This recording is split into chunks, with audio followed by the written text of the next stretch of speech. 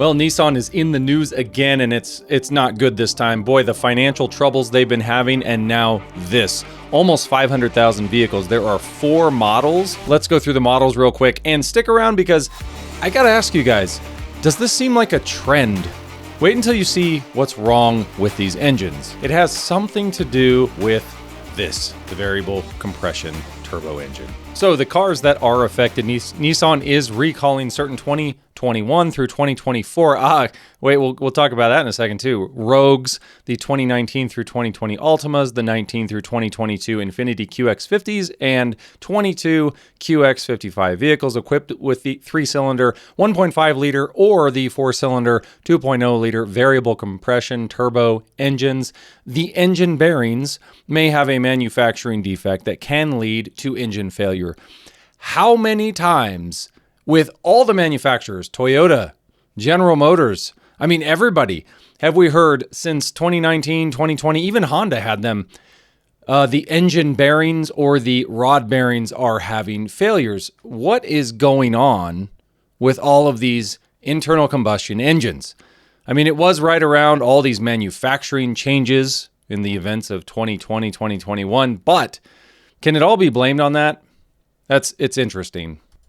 Now, I don't know for sure. They say that they've found the problem and they're fixing it. Where have we heard that before?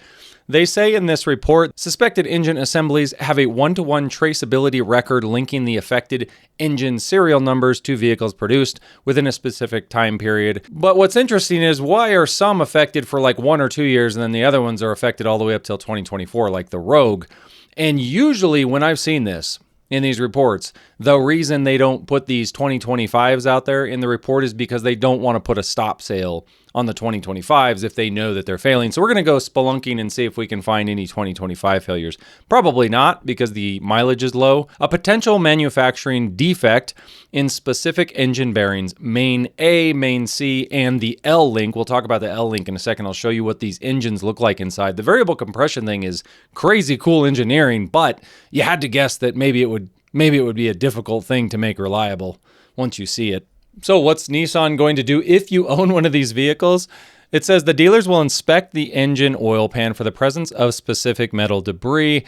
The inspection will be performed free of charge, obviously, about 1 hour to inspect. If no debris is found during the inspection, the dealer will replace the oil pan gasket, engine oil, and reprogram the vehicle's engine control module. Not sure why they'd be doing that.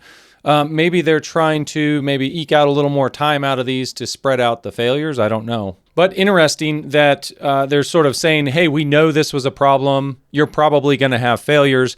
But if we don't find debris in your engine, we're not going to do anything for now. Little weird. And real quick, just in case you're thinking about buying one of these, I want to show you, like, this is how people work through buying these cars. This was hilarious on Reddit about 8 months ago. This guy says he's, got the 2025 Rogue on his short list, but VC engine concerns him. He had reasons to be concerned. He was looking at the NHTSA complaints and he saw probably some issues with that. It's interesting because right here, this guy says, here's the NHTSA investigation report as of 12/23. There were 6 failures over 450,000 vehicles. He's basically siding with the manufacturer again, like we see lots of people do, saying that there's no credibility in this report, right? Fear-mongering on the internet it just creates unfounded tizzy. Okay. So now, how stupid is this guy, SoulDonut 76, for posting this? Because now Nissan's admitting, hey, we actually did have a big problem, main bearing issues, L bearing issues. And then you look down a little bit further and you see a guy that actually says we've got 4 in his company fleet and they've had engine failures between 45 and 60,000 miles. And so he's saying, I highly doubt that there's only 6 that died in the NHTSA complaints. And this is the thing, you can't always rely on NHTSA complaints because you're not going to see a lot of these reports come up in the NHTSA reports. So many failures and problems we've seen with General Motors and all these other manufacturers, they do not show up publicly. So just keep that in mind. We're seeing a tiny sample. You basically have to take that sample and extrapolate it out to figure out how big the real effect is. Now, if you're not familiar with the VC turbo engine, this little Nissan promo is going to kind of demonstrate how it's designed, and I want to show you something inside this engine.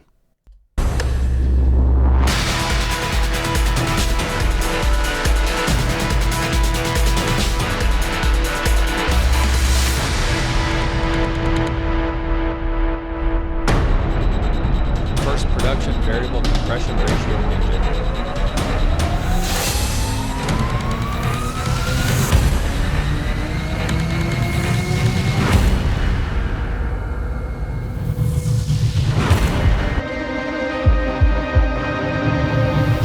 So there's a conventional engine. They're just showing you the crankshaft, the typical rod bearings, pistons. Like that's what a normal engine looks like that we have so many manufacturers seemingly not being able to build main bearings for either. So we're having problems with these engines across all manufacturers. Now let's throw a turbo on it and make a variable compression with an element. So here, this is the variable compression turbo. Now check out what happens compared to a regular engine. You've got the crankshaft there in the middle, and then you've got that lower, that L crank essentially that allows you to have a higher or lower stroke.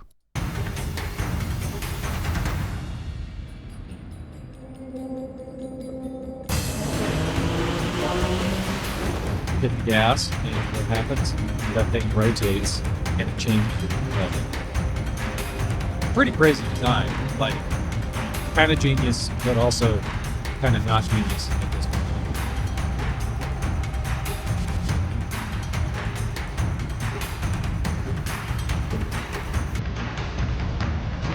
There's a good illustration.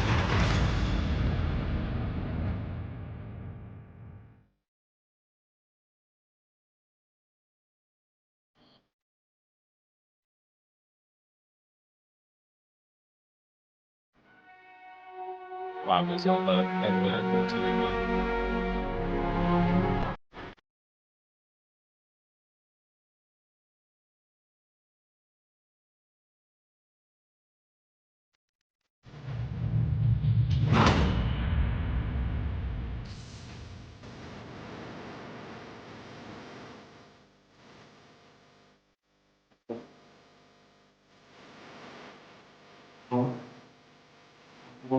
So yeah, this engine it's really complicated. I mean, it's got a lot of things going on in addition to what a regular engine has going on. Then you've got the turbo, the intercooler, all this other stuff. So probably gets really great mileage, probably has great power.